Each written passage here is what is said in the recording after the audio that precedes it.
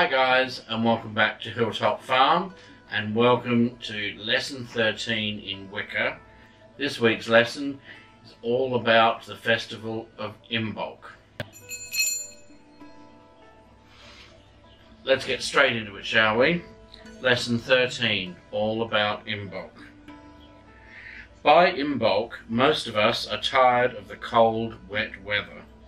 Imbolc reminds us that spring is coming soon and that we only have a few more weeks of winter to go. The sun gets a little brighter, the earth gets a little warmer, and we all know that life is quickening within the soil. There are a number of different ways to celebrate this Sabbot, but first we will look at the history of Imbolc.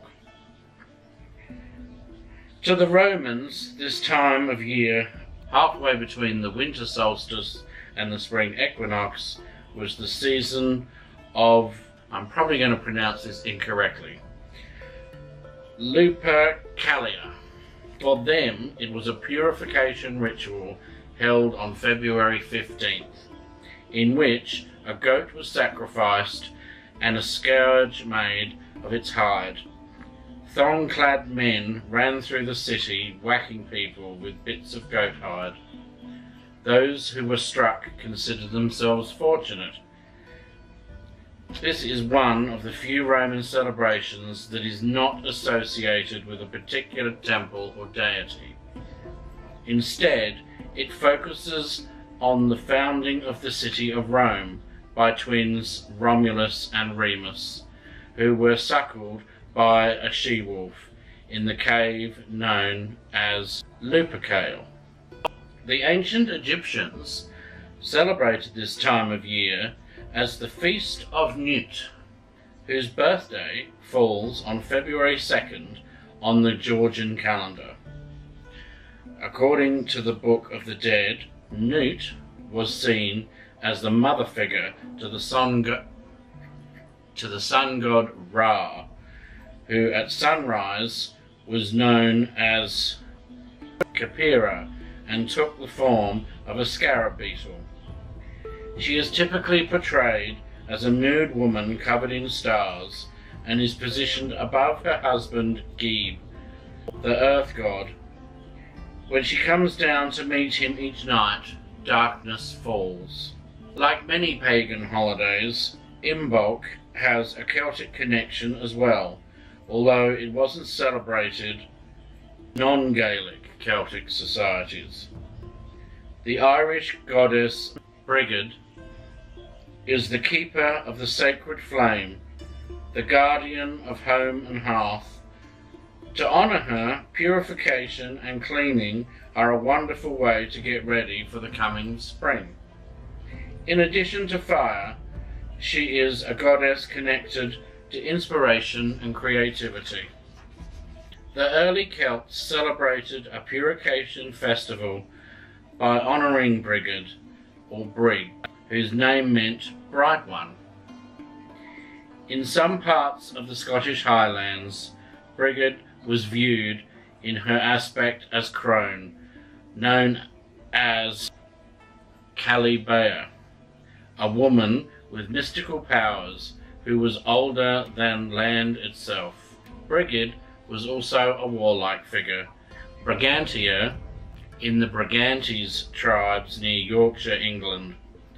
The Christian St. Brigid was the daughter of a parish slave who was baptised by St. Patrick and founded a community of nuns at Kildare in Ireland. In modern paganism, Brigid is viewed as part of the maiden mother crone cycle. She walks on earth on the eve of her day, and before going to bed, each member of the household should leave a piece of clothing outside for Brigid to bless. Smother your fire as the last thing you do that night, and rake the ashes smooth. When you get up in the morning, look for a mark on the ashes, a sign that Brigid has passed that way in the night or morning. The clothes are brought inside, and now have powers of healing and protection, thanks to Brigid. When Ireland converted to Christianity, it was hard to convince people to get rid of their old gods, so the church allowed them to worship the goddess Brigid as a saint, thus the creation of St. Brigid's Day. Today there are many churches around the world which bear her name. St. Brigid of Kildare is one of Ireland's patron saints, and she is associated with an early Christian nun and abbess, although historians are divided on whether she was a real person or not.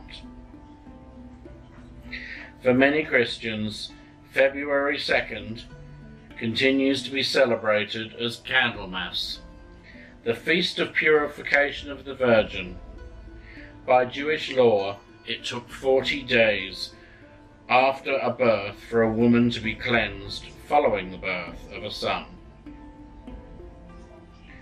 40 days after Christmas, the birth of Jesus, is February 2nd. Candles were blessed, there was much feasting to be had, and the drab days of February suddenly seemed a little brighter. In Catholic churches, the focus of this celebration is St. Brigid. On to rituals and ceremonies. Depending on your particular tradition, there are many different ways you can celebrate Imbolc. Some people focus on the Celtic goddess Brigid in her many aspects as a deity of fire and fertility. We aim rituals more towards the cycles of seasons and the agricultural marker. Setting up your altar. Traditionally, the colours of red and white are associated with Brigid. The white is the colour of the blanket of snow, and the red symbolises the rising sun. In some traditions, the red is connected with the blood of life. Brigid is also tied to the colour green, both for the green mantle she wears and for the life growing beneath the earth. Decorate your altar with a white cloth and drape a swathe of red across it, and add green candles, perhaps. The beginning of new life. Altar decor should reflect the theme of the Sabbot, because Imbolc is a harbinger of spring. Any plants that symbolise the new growth are appropriate. Add potted bulbs. Don't worry if they're blooming yet, and spring flowers such as forsythia, crocus, daffodils and snowflake drops. If you don't have much luck planting bulbs, think about making a Brigid's crown as a centerpiece. It combines flowers and candles together. And as an extra, there is a printout down here which is for making Brigid's floral crown. Okay, and it's very easy for all you crafty people out there. All you need is a circular wreath frame, either of straw or grapevine, winter evergreens such as pine, fir or holly, spring flowers, red, silver and white ribbons, candles that are optional, a hot glue gun. And it's ever so easy and ever so effective. You can hang it on your door as a wreath, you can hang it on the wall, or have it as a table centerpiece. Alright, so that'll be down in the printouts. Celtic designs. Brigid is, after all, a goddess of Celtic people. So, it's always appropriate to add some sort of Celtic design to your altar. Consider adding a Brigid's cross or any other item incorporating Celtic knotwork. If you happen to have a Celtic cross, don't worry about the fact that it's also a Christian symbol. If it feels right on your altar, go ahead and add it. Be sure to place your altar in a spot where you'll be able to see it and work with it, even if it's just a quick acknowledgement during the Sabbot season. Imbolc solitary ritual.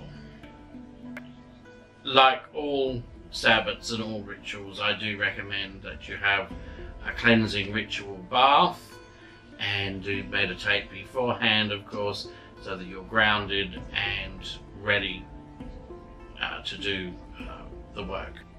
Cast your circle or bubble by holding out your earthame in your hand and tracing over the area in a clockwise direction. As you trace over the area, visualize flames of pure white rising up along the perimeter. When the beginning and the end join, the circle is complete.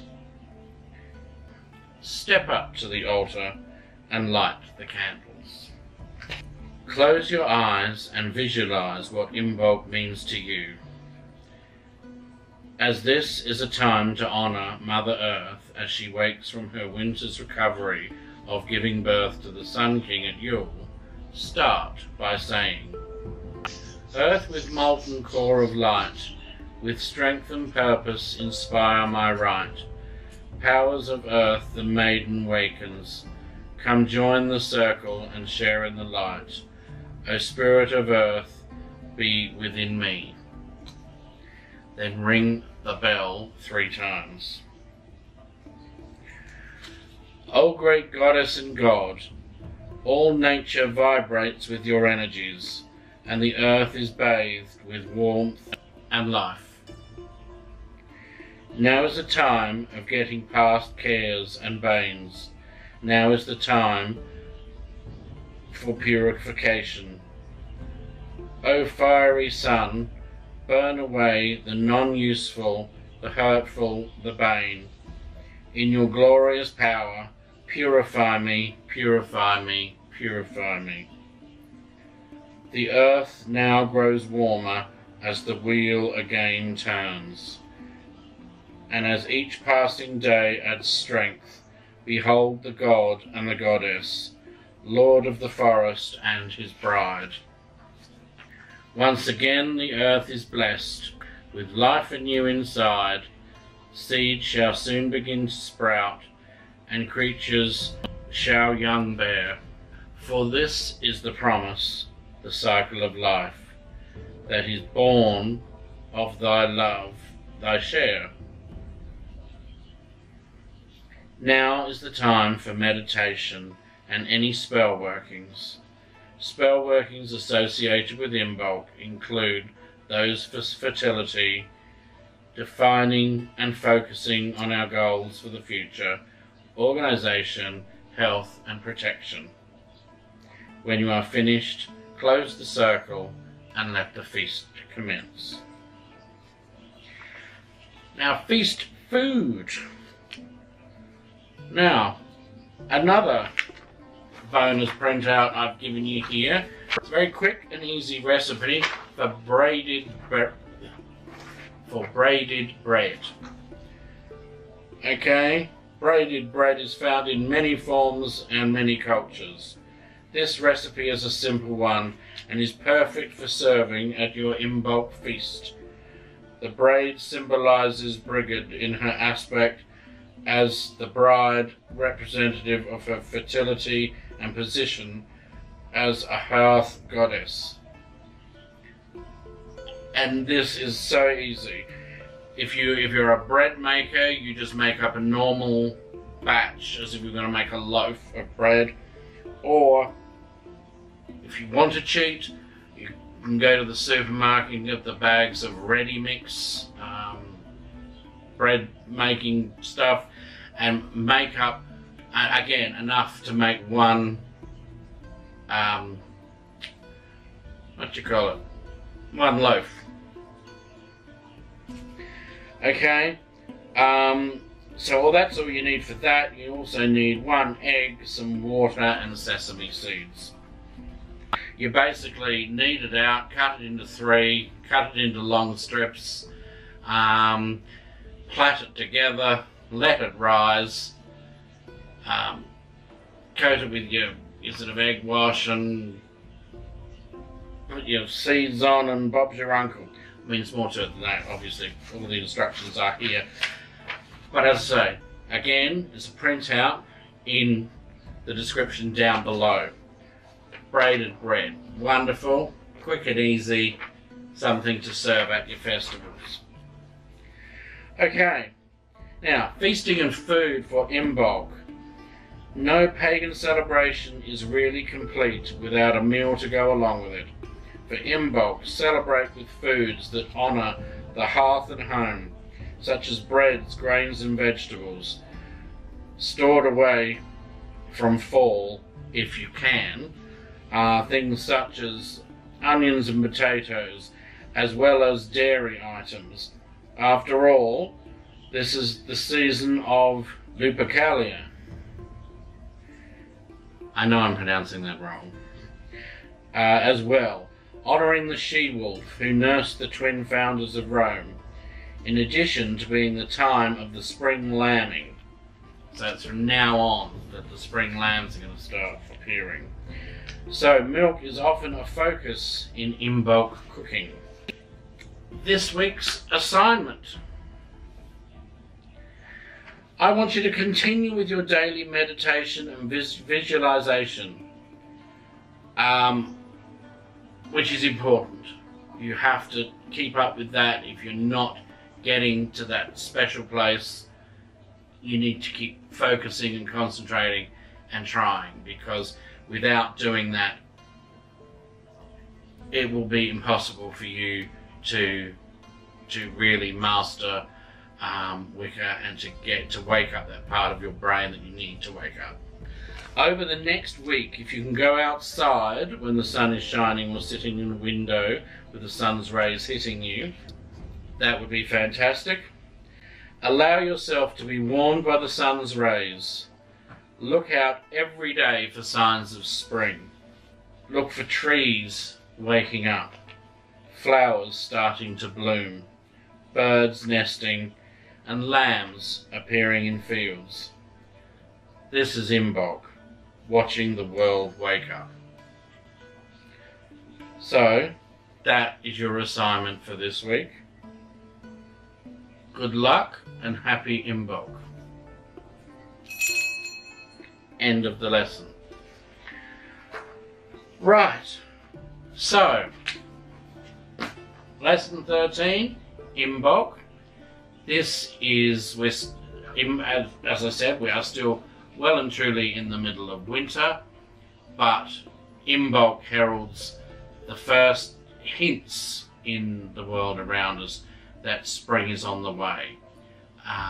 So I want you to start looking in your environment for any hints that spring is coming, because by the time we get to the next Sabbot, we will be celebrating spring and it will be well and truly here.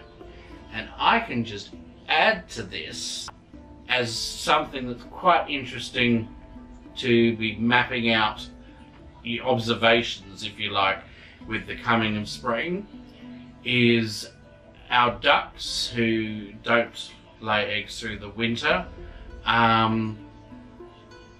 Yesterday we had our first duck egg for the new season, and this morning there was another one. So at Hilltop Farm, the very first sign of spring closing in on us is the ducks are starting to wake up. So it's starting to happen here at Hilltop. In the description down below, you will be able to get this printout, download it to your computer for easy reference. I recommend you print it out if you can and keep it in hard form. It's easier to have with you if you want to, have it at your altar as a reference, or if you want to make notes or whatever else. Remember, after you have your Imbolc celebration, to document that not only in your journal, but also in your book of shadows. As I say, that's in the description down below. As I said, the handout for the braided bread, again, download it, print it out, but the link to it is also in the description down below, as is the link to Brigid's Floral Crown. That is very, very effective, and you can get kids involved in doing that. If you are part of a coven, you can perhaps have a craft coffee morning and get everyone together and make those. So that's pretty wonderful too. That's pretty much everything for this lesson. Also down below is the email address of the school. If you need to get in contact with me privately, use that. If not, you can just leave a comment under the lesson.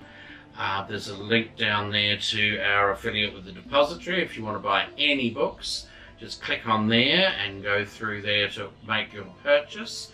And as long as you do that, our channel will get a few shekels thrown our way to help fund making these videos, and it will be very appreciated. So next time you want a book, think about doing that.